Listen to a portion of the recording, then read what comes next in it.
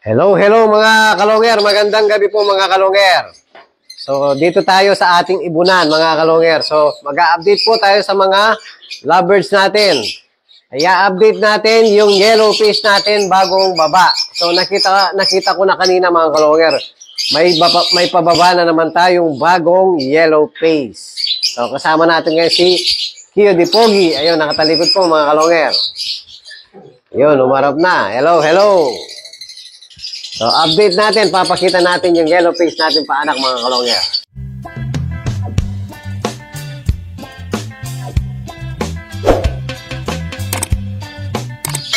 Yan. Hello po mga kalonger. So, saan ba natin pinaampon? Dito no? Dito bumaba yellow face natin kanina, no? 28. So, ayan mga kalonger. 1-6 from cage 96. Tapos 1-6 from cage 26. So, ang pinaampun natin dito mga kalonger, isang yellow face at saka isang split yellow face. So, sisilipin natin mga kalonger. Pero bago natin silipin yan mga kalonger, papakita natin yung pinaampun ko dito na yellow face. Hiniwalay ko na po. Ito, yung dalawa, hiniwalay na natin. Binuli po ng nagampun sa kanila. So, bali, 4 na magkakapatid dyan na split yellow face. So, pinaampun ko yung 3 rito.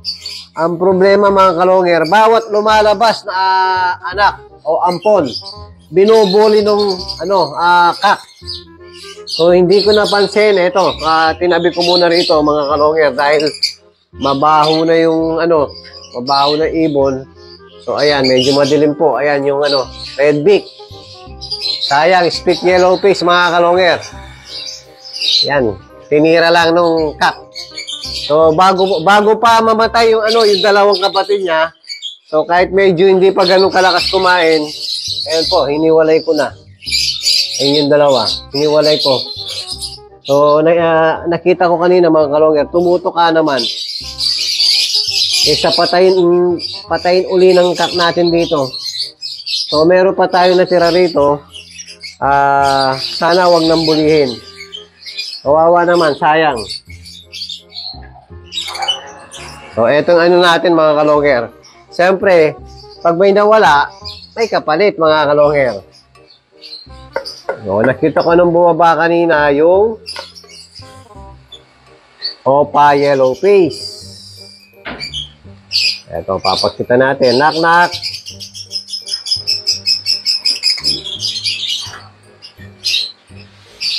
Nasaan ba? Madilim. So, kunin ko na po mga kalonger.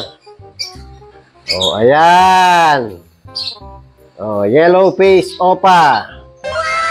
Napakaganda mga kalonger, oh.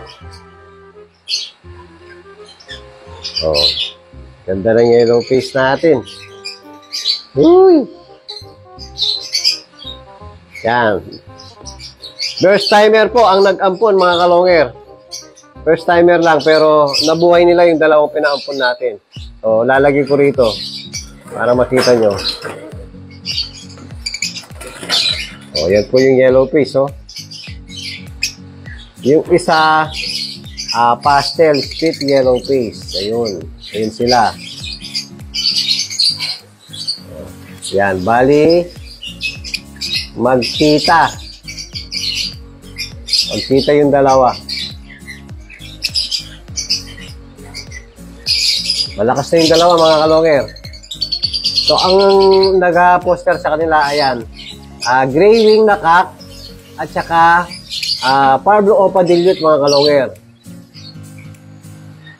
So pwede na kayong pang-sitter. Magaling na kayo.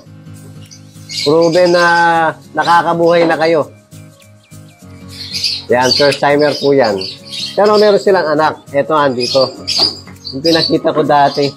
Malaki na rin mga kalonger. So, katok.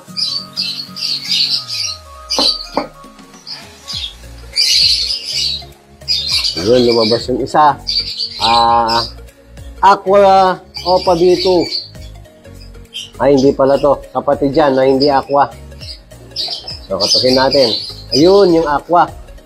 Malikot. So, yan po yung Aqua B2 Opa. Split pale follow. Tapos yung dalawa hindi nag-visual. Ayan lang, isa lang po yung nag-visual. Ayan yung ayan, magkakapatid yung tatlong yan mga kalongyer. Pero isa lang yung nag-visual. Bio Opa, Aqua B2. Split pale follow. Tapos yung gray wing na pinaampun natin, saan ba? Yun. Malabo. Ayun mga kalongyer. Gray wing, split dilute. Hindi ko alam kung Opa. Hindi siguro Opa. So, gray wing, split dilute. Split Opa itak. Dahil Opa yung nanay, parang Opa dilute yung nanay. Ayan po siya, oh. Ayan, healthy. So, bali, apat yung nandito. Yung dalawa, hindi nag-aqua. Yung isa, Aqua B2 Opa. Yun. Yan po mga kalongyer. Split tail follow. Yan, healthy yung mga paanak natin ngayon. Check muna natin, baka may itlog na pala. Wala pa rin.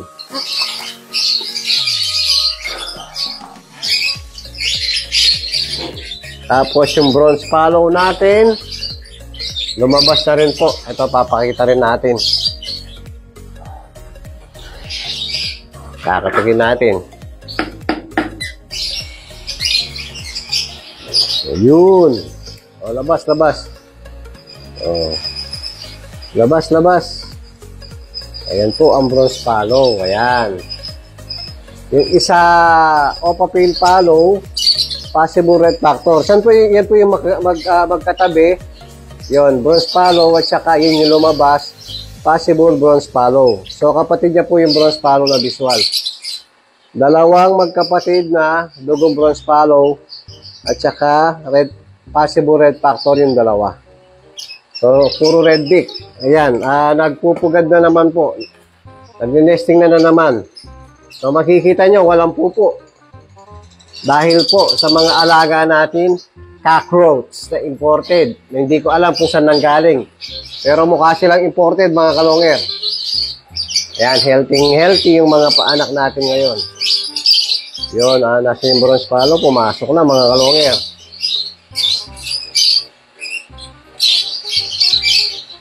So, ayan po, yung mga bagong natin, aanihin natin. So, pagkalipas ng mga 1 week pa, para mas malakas talaga yung natin, bago natin iwalay. Yung mga bagong baba. So, mga kalongyer, yung naghahanap ng mga pyesa, meron tayong mga split yellow face. Ito, na-reserve na to eh. So,